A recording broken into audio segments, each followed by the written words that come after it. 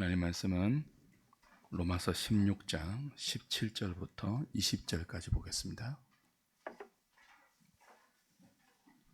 신약성경 262페이지 로마서 16장 17절, 18절, 19절, 20절입니다.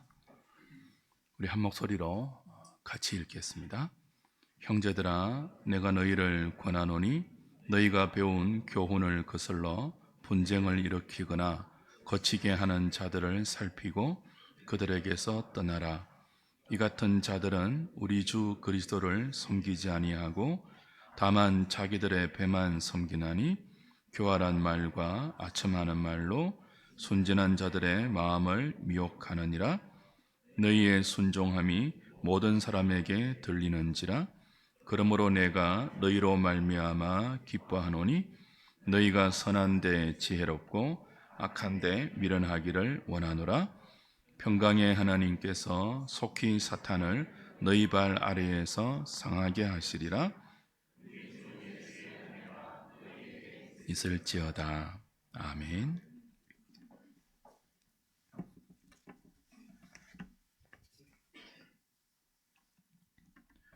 이제 로마서가 한 번 정도밖에 남지 않았습니다. 로마서의 마지막 16장은 감사와 사랑이 넘치는 무난 인사가 주를 이룹니다. 그런데 갑자기 형제들아, 내가 너희를 권하노니 이런 사람들을 떠나라 하는 문안과 어울리지 않는 권면이 등장하죠. 오늘 우리가 함께 읽은 본문을 보면 말이 권면이지 거의 경고에 가까운 강한 어조를 띠고 있습니다. 이 경고가 끝난 다음 21절부터 다시 문안이 이어지는 것을 볼 때 이 문제를 해결하지 않으면 지금 하고 있는 성도의 문안이 아무 의미가 없어질 수 있다는 사도의 긴박한 마음이 엿보입니다. 이제 문안을 마치고 베베에게 이 편지를 들려서 로마 교회에게 이 편지를 전달하면 됩니다. 그런데 그때 일단의 무리가 로마 교회를 어지럽히고 미혹하고 분열시키고 있다는 급한 소식을 듣죠. 그래서 사도는 문안을 끊고 강력한 권고를 쏟아냅니다. 17절, 18절 다시 보십시오. 형제들아, 내가 너희를 권하노니 너희가 배운 교훈을 거슬러 분쟁을 일으키거나 거치게 하는 자들을 살피고 그들에게서 떠나라. 이 같은 자들은 우리 주 그리스도를 섬기지 아니하고 다만 자기들의 배만 섬기나니 교활한 말과 아첨하는 말로 순진한 자들의 마음을 미혹하느니라. 지금 사도가 경계하는 사람들이 원래부터 로마 교회 안에 있었는지 아니면 나중에 가만히 들어왔는지는 모르겠어요. 본문이 밝히고 있지 않으니까요. 그러나 지금 이들은 교활한 말과 아첨하는 말로 순진한 성도들의 마음을 미혹하여 교회를 분열시키고 어지럽히고 있습니다. 사도는 이들을 잘 살펴라 그렇게 말하죠. 잘 살펴서 이들과 이들의 거짓된 가르침으로부터 떠나라 라고 강하고 단호하게 명령합니다. 앞에서 할 수만 있으면 모든 사람과 너희는 화평하라 그랬지 않습니까? 근데 지금은요, 이런 사람과는 문안도 하지 말고 사귀지도 말고 관계도 하지 말고 잘 살펴서 떠나라. 모든 교제를 끊으라 라고 말합니다. 그 이유가 무엇이죠? 이들이 사도가 편지 내내 강조해오고 설명한 복음의 진리, 그 복음의 진리를 거스르고 있습니다. 이들이 사도가 복음에 합당한 성도의 삶을 권면한 모든 내용을 대적하면서 왜곡된 복음으로 교인들의 믿음에 스캔들, 덫을 놓고 있습니다. 그리고 교회 공동체와 교인들이 그 덫에 걸려서 넘어지기를 기다리고 있습니다. 그래서 이들을 잘 살펴라. 이들이 있는 이상 지금 내가 권하고 있는 성도의 문안이 아무 의미가 없다. 이들이 있는 이상 편지 내내 내가 너희들에게 설명하고 너희들이 이미 알고 있는 복음의 진리가 허물어진다. 이들이 있는 이상 하나님이 기뻐하시는 교회와 성도의 복음에 합당한 삶이 희미해진다. 이들을 너희 안에서 머물게 하고 이들이 너희 안에서 믿음이라는 명목으로 함께 교제하게 허락한다면 교회가 무너진다. 그러니 너희들은 이들을 잘 살펴서 그들에게서 떠나라. 강하게 경고하고 있죠. 사도가 떠나라고 말하는 이들은 우리 주 예수 그리스도를 섬기지 아니합니다. 무엇만 섬긴다고 하죠? 자기들의 배만 신으로 섬긴다. 그렇게 말하죠. 자기 배를 섬긴다는 말은 자기의 이익을 추구하고 그 이익을 위해서 자기 만족만이 그 사람의 유일한 삶의 목표가 되어 있다는 뜻이에요. 그러니 이들에게는 그리스도의 복음과 그 복음이 우리에게 가져다주는 영원한 유익에 대해서는 조금의 관심도 없습니다. 이들의 모든 관심은 어디에 있어요?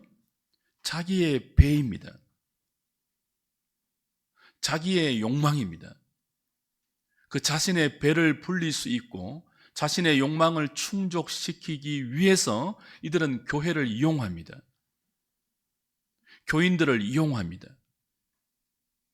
이들에게 교회와 교인들의 존재 이유는 오직 자신의 배를 위해서입니다.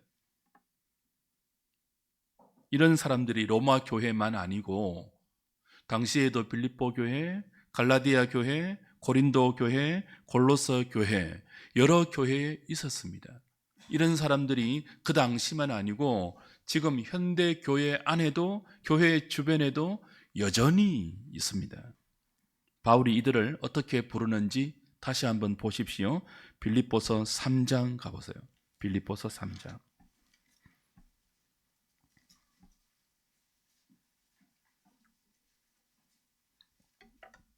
18절 19절입니다.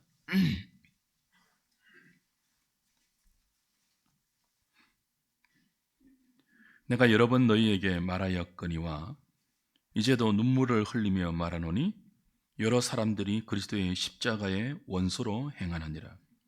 그들의 마침은 멸망이요 그들의 신은 뭐라고요? 배요. 그 영광은 그들의 부끄러움에 있고 땅의 일을 생각하는 자라.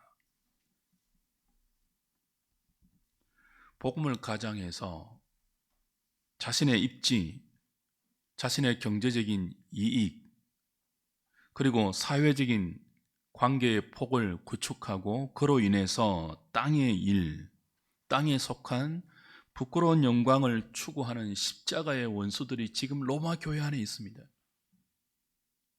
그들이 그리스도의 복음과 그 진리를 대적하고 있습니다. 거스르고 있습니다.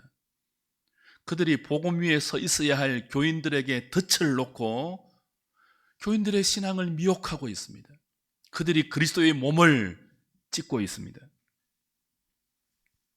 바울은 이들을 향하여 무엇이라고 부른다고요?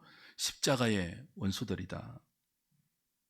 이들은 교회가 그리스도 예수의 몸이라는 의식, 머리 대신 그리스도를 섬기는 공동체라는 의식이 없습니다. 이들의 안중에는 예수가 없습니다. 오직 자신의 세속적인 욕망의 실현을 위해서 교회와 교인은 그리고 복음은 그들의 수단으로 전락해 있을 뿐입니다. 자신의 배를 신으로 추구하는 이들의 마침은 멸망이죠. 그런데도 왜 이런 사람과 이런 가르침에 미혹되는 일이 있을까요? 이들이 전문가이기 때문이에요. 무엇의 전문가이죠? 교활하고 아첨하는 말의 전문가이기 때문이에요. 사람을 속이는 영적 사기하는 일의 전문가이기 때문이에요. 주 안에 사랑하는 여러분, 그때나 지금이나 교회와 성도들을 미혹하는 이런 영적 사기꾼들이 많이 있습니다. 그래서 교회는 잘 살펴야 합니다. 잘 분별해서 그런 사람들과 그 사람들의 교훈에서 떠나야 합니다. 저는 오늘 그 중에서 그런 가르침이 많이 있는데요, 두 가지만 좀 함께 생각하려고 해요. 초대교회 때부터 지금까지 극성을 부리고 있는 복음의 진리를 대적하는 두 가지 대표적인 사조가 있습니다. 이단적인 가르침이 있어요. 하나는 율법주의이고요, 다른 하나는 신비주의입니다. 율법주의가 무엇입니까? 예수 믿는 믿음으로만 구원을 얻지 못하고 할례와 율법의 조항들을 다 지켜야지만 구원을 받을 수 있다는, 하나님의 은혜 플러스 인간의 조건과 자격과 공로를 합쳐서 하나님의 구원을 설명하는 그런 이단이에요. 이들은 율법의 행위로 우리를 얽어 메워서 우리를 율법의 종되게 합니다. 할례와 율법의 조항들을 잘 지키지 못하면 결코 구원에 이룰 수 없다고 가르쳐서 우리에게 그릇된 열심을 조장해요. 그래서 우리의 영혼을 억압해요. 거짓된 가르침이죠. 한마디로 하나님의 사랑과 그리스도의 은혜만으로는 죄인들이 구원을 받을 수 없고, 우리에게 구원받을 만한 어떤 자격과 공로를 구비해야 그 은혜와 우리의 행위가 합쳐져서 구원이라는 결과를 만든다 하는 교훈이, 그릇된 가르침이 뭐라고요? 율법주의입니다. 율법과 율법주의는 다르죠. 율법주의는 악한 이단적 가르침이고요, 율법은요, 하나님이 주신 선한 계명이죠. 율법은 구원을 위한 수단으로 주어지지 않았습니다. 율법은 은혜로 구원 얻은 자들이 어떻게 살아야 할지를 가르쳐주는 삶의 규범이죠. 은혜의 방편이에요. 우리가 하나님께 나아갈 수 있고 하나님의 은혜를 얻을 수 있고 그 은혜로 살아가는 주의 백성들이 어떻게 살아야 할지를 가르쳐주는 저와 여러분들의 삶의 나침반이요, 교과서요, 그리고 규범이죠. 우리는 율법을 통해서 구원받은 성도라 할지라도 인간은 그리스도의 은혜 없이는 도무지 가망이 없는 본질상 죄인임을 깨닫습니다. 율법을 통해서. 구원받은 저와 여러분도 본질상 죄인이잖아요. 우리의 죄인됨을 어디서 깨달을 수 있다고요? 하나님의 말씀을 통해서만 깨달을 수 있어요.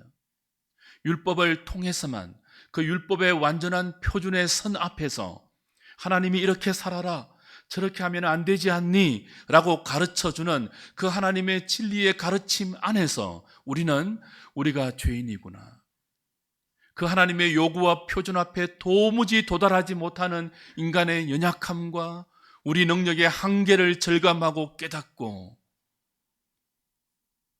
우리 위해서 보내신 그리스도를 믿는 믿음으로 우리 자신을 준비시킬 수 있습니다. 그 믿음 앞으로 우리를 몰아갈 수 있습니다. 무엇을 통해서요? 율법을 통해서.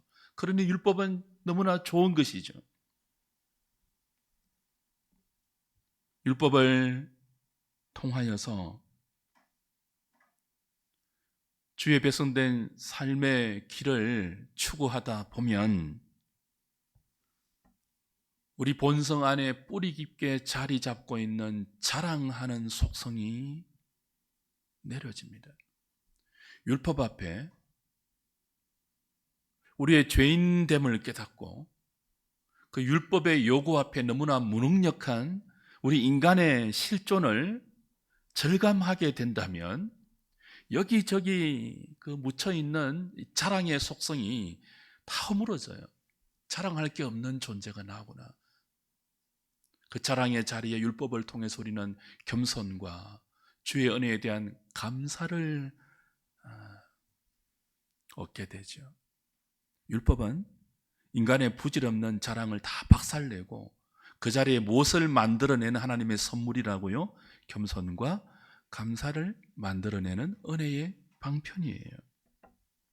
혹시라도 우리가 믿음으로 작은 하나님의 뜻에 순종했어 은혜를 경험했다면 이건 내가 한 게 아닙니다. 내가 한 게 아닙니다. 내 안에 계신 그리스도가 하게 해주신 것입니다 라고 오직 그 영광을 그리스도에게만 돌리는 것이 율법의 기능이에요. 그러므로 율법은 저와 여러분을 하여금 끊임없이 그리스도를 믿음으로 붙들게 합니다. 그리고 우리 안에 있는 모든 교만과 자랑을 내려놓게 만들고 겸손하게 주님을 의지해서 그분을 향한 감사와 하나님을 향한 이 소원을 품게 만들어주는 것이 율법이죠. 율법주의는 무엇입니까? 이렇게 좋은 하나님의 선물인 율법의 용도를 변경시켜서 변질시켜서 왜곡시켜서 우리의 행위로 구원에 도달하려는 어리석은 시도를 조장하는 것이 율법주의입니다. 이 율법주의에 빠지면 믿음이란 말을 하면서도 우리는 은혜와 감사를 잃어버려요. 그리고 자신의 알량한 행위와 열심과 그의 근거한 자랑, 그리고 타인에 대한 비난과 정죄를 우리에게 만들어내는 것이 율법주의입니다. 사도는 이 율법주의가 우리의 신앙에 얼마나 큰 데미지를 입히고 우리를 얼마나 참된 믿음의 자리에서 벗어나게 하는지를 알기 때문에 그 위험성을 자신의 편지 내내 경고하고 있죠. 로마서만이 아니라 모든 그가 쓴 신약의 서신서 안에 이 율법주의에 대한 사도의 경고는 여기저기 다 들어 있습니다. 대표적으로 갈라디아서 2장 21절을 보면 이런 말이 있어요.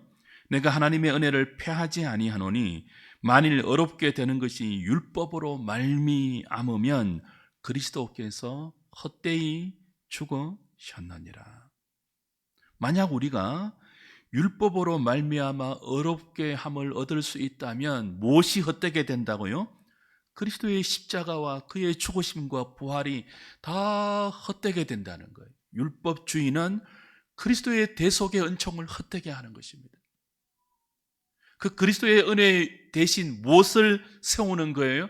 우리의 행위, 우리의 열심, 우리의 조건, 우리의 자랑을 그 자리에 세우는 거예요. 그 율법주의에 빠지면요, 그리스도는 사라지고 무엇만 남아요? 나만 남아요. 나만. 내가.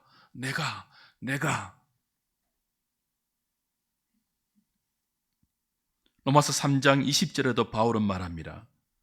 그러므로 율법의 행위로 그의 앞에 어렵다 하심을 얻을 육체가 없나니 율법으로는 죄를 깨달음이니라. 로마서 3장 28절에도 사람이 어렵다 하심을 얻는 것은 율법의 행위에 있지 않고 믿음으로 되는 줄 우리가 인정한다 그랬습니다. 사람이 어렵게 되는 것은 율법의 행위가 아니라 무엇으로 된다고요? 오직 그리스도를 믿는 믿음으로만 가능합니다. 성경이 왜 이렇게 율법주의를 강하게 경고하느냐 하면 이 율법주의가 우리 신앙에 들어오면 이런 참혹한 결과를 만들어내기 때문이에요. 갈라디아서 5장 가보십시오.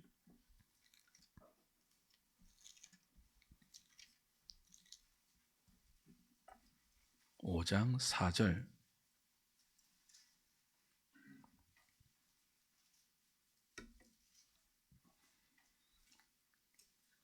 4절, 5절, 6절입니다. 율법 안에서 어렵다 함을 얻으려 하는 너희는 그 다음 어떻게 됩니까? 그리스도에게서 끊어지고 은혜에서 떨어진 자로다. 우리가 성령으로 믿음을 따라 의의 소망을 기다리노니 그리스도 예수 안에는 할례나 무할례나 효력이 없어되 사랑으로서 역사하는 믿음뿐이니라. 율법주의에 미혹되면 어떻게 된다고 합니까? 그리스도에게서 끊어집니다. 그리스도에게서 끊어지면 다른 모든 것이 우리에게 온다고 해도 무슨 소용이 있습니까? 그리스도에게서 끊어지면 생사화복의 원천이고 모든 은혜와 생명의 근원이신 그리스도에게 끊어지면 무슨 소망이 있냐고요. 그런데 우리로 하여금 그리스도에게서 끊어지게 하는 이단이 있으니 그게 뭐라고요? 율법주의예요. 율법주의가 뭐라고요? 그리스도의 은혜만으로는 안 되고 우리의 행위, 우리의 자격, 우리의 공로를 우리의 열심과 종교적인 순종과 그 무엇으로 준비하고 만들어야만 의롭다함을 얻을 수 있다는, 이 모든 것이 믿음이란 이름으로 행해집니다. 이 모든 것이 기독교라는 울타리 안에서 행해진다고요. 그래서 위험해요. 믿음이라는 명목으로, 신앙이라는 명분으로, 교회라는 울타리 안에서 이 모든 그릇된 것이 우리 안에 파고 들어오면 결과가 무엇이라고요? 생명의 원천이신 그리스도에게서 끊어진다고요. 그분의 은혜에서 떨어진다고요. 가장 무섭고 가장 비참하고 가장 참혹한 결과가 율법주의가 우리에게 미치는 열매이지요. 그래서 경고하는 것입니다. 잘 살펴서 복음의 진리를 거스르고 너희를 미혹하고 너희를 거치게 해서 너희를 그리스도에게서 끊어지게 하는 이런 자들과 그런 자들의 거짓된 가르침이 있다면 너희는 그들에게서 뭐하라고요? 떠나라. 그들은 자신의 배를 신으로 섬기는 자요, 그들은 십자가의 원수들이다.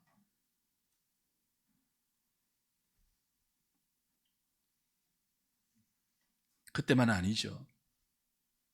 지금도 율법주의와 그 율법주의의 변종들이 복음의 진리를 거스르면서 우리를 그리스도와 그의 은혜에서 멀어지게 하고 끊어지게 하도록 끊임없이 덫을 놓고 함정을 놓고 우리를 미혹하고 있습니다. 이들은 은혜로 얻은 구원을 행위로 지켜야 한다, 그렇게 말해요. 그럴싸하지 않습니까? 구원은 은혜로 시작하지만 행위로 유지해야 된대요. 그래서 우리의 행위로, 우리의 열심으로, 우리의 조건과 우리의 자격을 준비해서 최종적인 의에 도달해야 한다고 가르쳐요. 그럴듯한 말로 교활하게 우리의 믿음의 덫을 파서 걸려 넘어지게 하는 이 변종 율법주의가 오늘 현대 교회 안에도 주위에도 주변에도 너무나 많아요. 잘 살필 수 있기를 바랍니다. 여러분의 영혼이 이 율법주의의 미혹에 걸려서 넘어지지 않기를 소원합니다. 그 다음 우리가 잘 살펴야 할 그릇된 사조가 또 하나 있죠. 뭐라고요? 신비주의예요. 무엇이라고요? 신비주의입니다. 정상적인 성도라면 이런 열망이 다 있습니다. 주 예수님을 닮고 싶다. 죄를 이기고 싶다. 더 거룩한 삶을 살고 싶다. 그런 열망과 소원이 정상적인 그리스도에게는 다 있다고요. 여러분 있으시죠? 신비주의는 이런 정상적인 그리스도 안에 있는 거룩한 열망을 과정과 연단과 인내와 인생 전체를 걸쳐서 주를 향해서 믿음으로 걸어가는 그 모든 단계 없이 한꺼번에 단번에 이룰 수 있다고 속이는 아주 매혹적인, 매력적인 유혹이에요. 거짓된 교훈이죠. 성령의 초월적인 간섭을 받으면, 그로 인한 신비한 체험이 우리 영혼 가운데 경험되면, 그 모든 것들을 가능하게 해주는 초월적인 은사를 받으면 단번에 어떻게 해요? 단번에 영적으로 고급한 사람이 될 수 있고 단번에 능력 있는 성도가 될 수 있다는 가르침입니다. 무엇이 중요합니까? 단번에예요. 무엇만 받으면?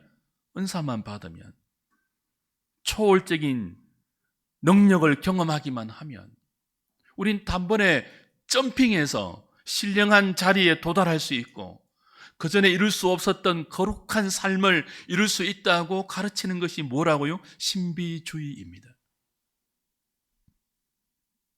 정상적인 신앙은 하나님께서 우리를 거룩한 성도의 삶으로 이끌어 가시는 방식은 점프하지 않습니다. 한 걸음 한 걸음 걷게 하십니다. 우리 인생길을, 이 고단한 인생길을 죄악이 관영하고 거짓과 속임수와 술수가 만연한 이 세상을 믿음이란 이름으로 한 걸음 한 걸음 걷게 하신다고요.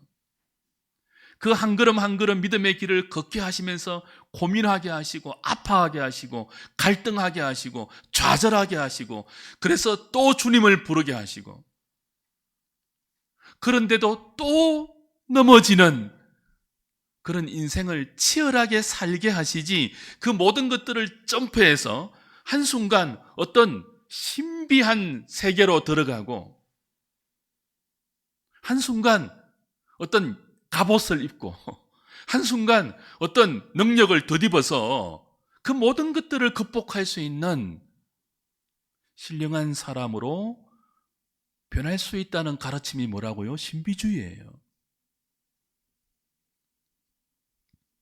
체험이 중요합니다. 종교적 체험이 때로 우리의 믿음을 자극하는, 그래서 복음에 합당한 삶을 살 수 있도록 촉진시키는 계기가 될 수 있습니다. 우리의 미련하고 게으른 심정을 이렇게 깨워서 주님 앞으로 이끌어가는 계기가 될 수 있죠, 종교적인 체험이. 그런데 어떤 신비한 체험이라 할지라도 우리가 걸어가야 할 믿음의 걸음걸음을 대신하지는 않습니다. 그걸 대체할 수 있다고 속이는 것이 신비주의입니다. 이들은 지금도 하나님이 세우신 사도가 있다고 말하죠. 지금도 하나님이 사용하시는 선지자가 있다고 가르치죠.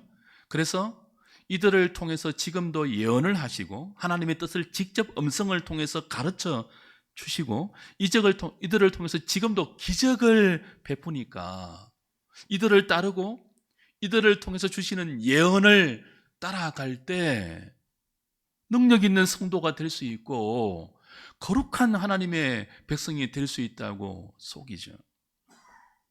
굉장히 강렬한 유혹 아닙니까? 마치 이런 것과 같아요. 여기 신비한 알약 하나가 있어요. 제가 선생입니다. 학생들을 가르치는 선생인데 신비한 알약 하나를 내걸면서 이 알약 하나만 먹으면 영어도 잘할 수 있고 수학 문제도 잘 풀 수 있고 논술도 잘 쓸 수 있고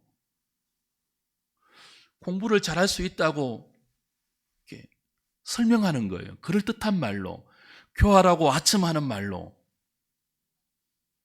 이런 사기에 속으실래요, 여러분? 근데 공부를 너무나 잘하고 싶은 열망을 품고 있지만 공부가 안 되는 학생에게는 이게 유혹이 될 수 있어요. 아무리 해도 안 되는데 이 알약 하나 먹으면 된다고 하니까, 영어가 잘 된다고 하니까, 수학 문제가 잘 풀 수 있다고 하니까 그 알약을 먹는 학생이 생길 수 있잖아요. 그죠? 이 신비주의에 미혹되는 성도들이 그런 케이스예요. 신앙의 묘책을 제시합니다. 근데 여러분, 신앙에는 왕도가 없어요. 묘책이 없어요. 공부도 뭡니까? 묘책이 없잖아요.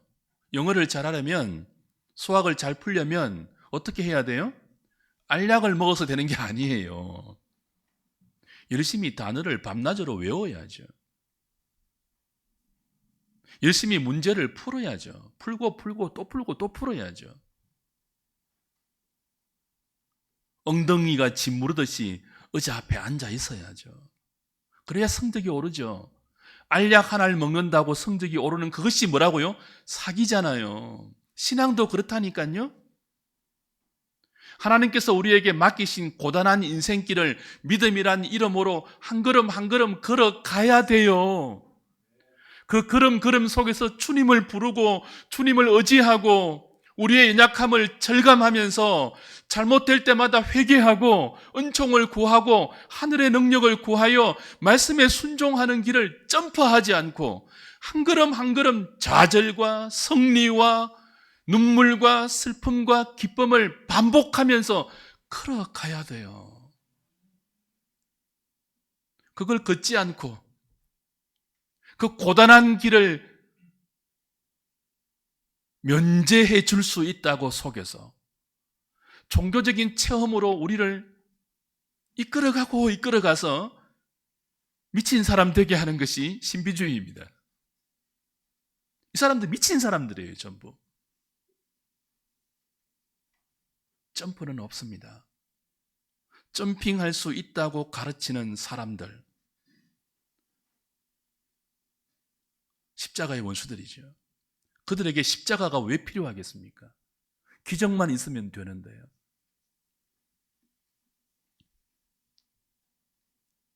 그래서 우리는 이런 그릇된 교훈과 교사들에게 미혹되지 않기 위해서 복음의 진리를 가르치고 복음의 진리를 교육하고 그 진리 안에서 복음에 합당한 성도의 삶을 함께 믿음의 가족으로 추구하고 함께 축복하고 함께 기도하고 함께 문안하고 함께 동력하면서 이 진리를 향하여 순례자와 나그네의 삶을 살아가는 교회 안에 잘 붙어 있어야 합니다. 교회를 벗어난 신비한 운동, 교회를 벗어난 그럴듯한 교훈, 공부, 가르침에 여러분의 눈과 귀와 마음이 빼앗기지 않기를 원합니다.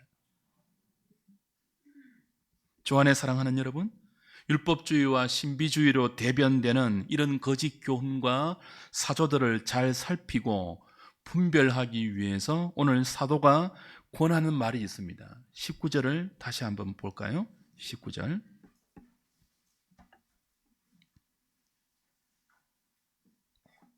같이 읽겠습니다. 시작. 너희의 순종함이 모든 사람에게 들리는지라. 그러므로 내가 너희로 말미암아 기뻐하노니 너희가 선한 데 지혜롭고 악한 데 미련하기를 원하노라. 선한 데 지혜롭고 악한 데 미련하기를 원하노라. 거짓 교훈들과 거짓 사도들을 잘 살펴서 그들에게서 떠나기 위해서는요, 선한 데는 지혜로워야 한대요. 악한 데는요, 미련해야 한대요. 이걸 조금 어역하면 이런 뜻입니다. 선에는 전문가가 되라. 악에는 초보자라도 되지 말라. 우리는 어떤 일의 전문가가 되어야 합니까? 선입니다. 악에는요, 초보자도 되지 말래요. 발도 들이지 말라는 뜻입니다. 지금까지 사도는 로마서 편지 내내 복음의 진리와 그 복음에 합당한 삶에 대해서 말해왔습니다. 복음은 하나님께서 선지자들을 통하여 그의 아들에 관하여 성경에 미리 약속하신 것으로 모든 믿는 자에게 구원을 주시는 하나님의 지혜요, 하나님의 능력이죠. 그 복음의 진리에 굳게 서는 것이 선입니다. 그 복음에 합당한 삶에서 떨어지지 않는 것이 선입니다. 하나님 사랑과 이웃 사랑이 선입니다. 지체의식을 갖고 서로 연합하여 그리스도의 몸된 교회를 믿음으로 섬기는 삶이 선입니다. 자기를 위해 살지 않고 살든지 죽든지 먹든지 마시든지 그리스도의 영광을 위해서 사는 것이 선입니다.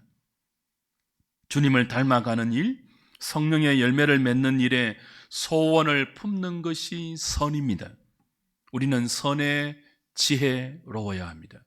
우리는 이 선의 전문가가 되어야 합니다. 지혜가 무엇이죠? 선의 지혜로워야 하는데 지혜가 무엇이죠? 우리가 성령의 은혜로 깨닫게 된 복음의 진리, 하나님과 그리스도와 성령에 대해서 알고 있는 지식, 그 깨달음과 지식을 실제 삶에서 잘 분별하여 하나님의 뜻을 깨닫고 그 뜻에 우리의 삶을 적용하는 능력이 호크마 지혜예요. 그러므로 지혜는 사변과 생각에 머물지 않고 하나님께서 깨닫게 해주신 하나님의 뜻에 우리의 삶을 순종시키는 실제입니다. 순종, 지혜입니다. 어디에 순종하는 거죠? 하나님의 뜻에. 나의 욕망이 아니고. 이 지혜로 우리는 선에 순종해야 합니다. 선한 일에 지혜로워라. 무슨 뜻이라고요? 하나님의 뜻을 잘 분별하고 그 분별한 하나님의 뜻을 너희들의 삶의 순종으로 잘 적용해라, 그런 뜻이에요.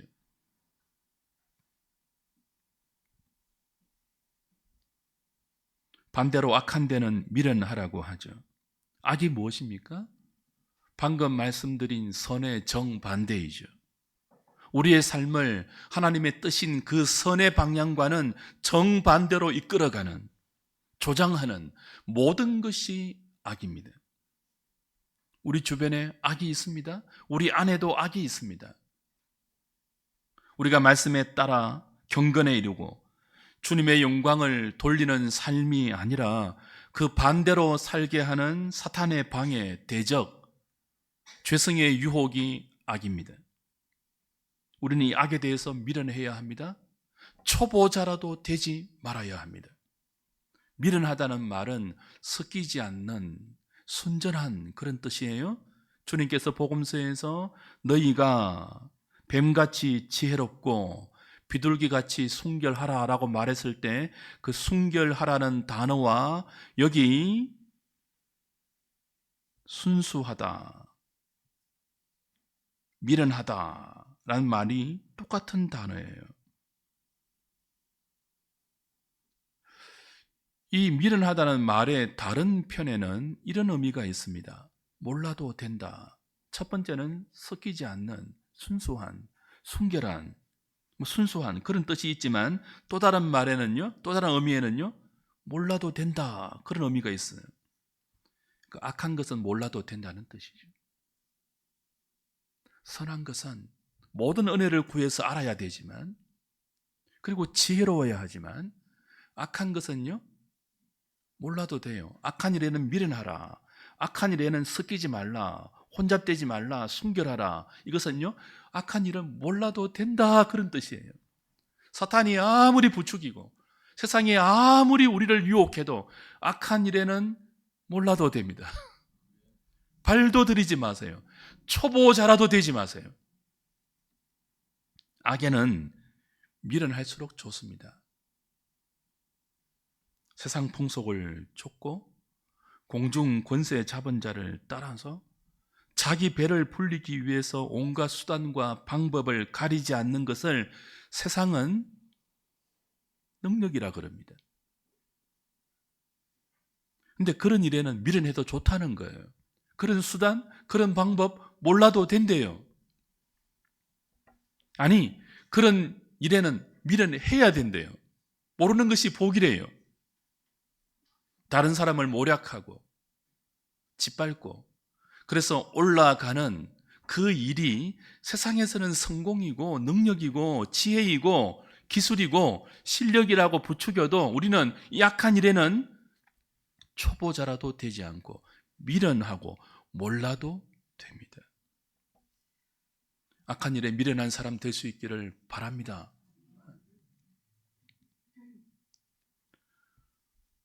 선한 일에는 지혜롭고 악한 일에는 미련하라고 했습니다. 이 악한 일을 조장하는 것이 거짓 교사들이에요. 복음이란 이름으로, 신앙이란 명분으로 우리로 하여금 선한 일에는 미련하게 만들고 악한 일에는 지혜롭게 만드는 것이 거짓된 교사들이죠. 그래서 우리는 이 거짓 교사들로부터, 그들의 거짓된 교훈들로부터 떠나야 합니다. 이 떠나라는 말은 단호하게 돌아서라, 그런 뜻이에요. 이것이 거짓된 교훈인지를 알았다면 단호하게 돌아서라는 거예요. 주저하지 말고. 이들은 무난하고 교제해야 될 복음의 가족이 아니라는 거죠. 믿음의 동지가 아니라는 거죠. 왜 이들을 단호하게 떠나야 합니까? 이들은 교회의 적이고 십자가의 원수들이고 복음의 대적자들이기 때문이에요.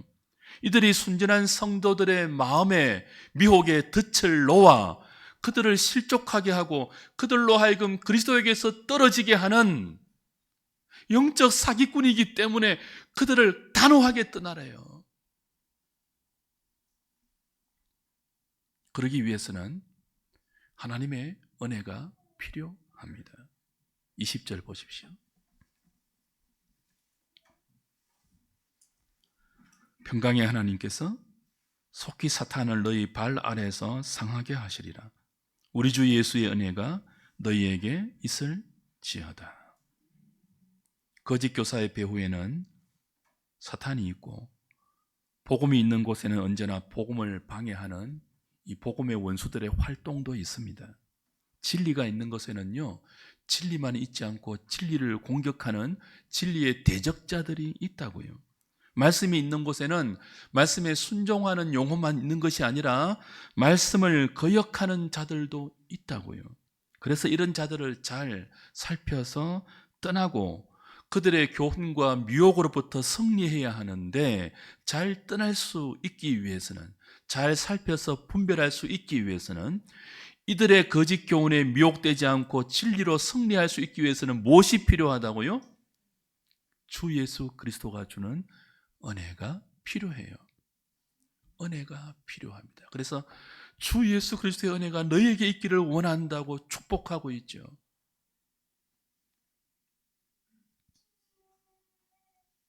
은혜가 있어야 분별력이 생깁니다.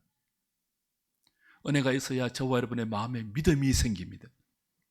은혜가 있어야지 나눔과 섬김과 사랑이 가능합니다.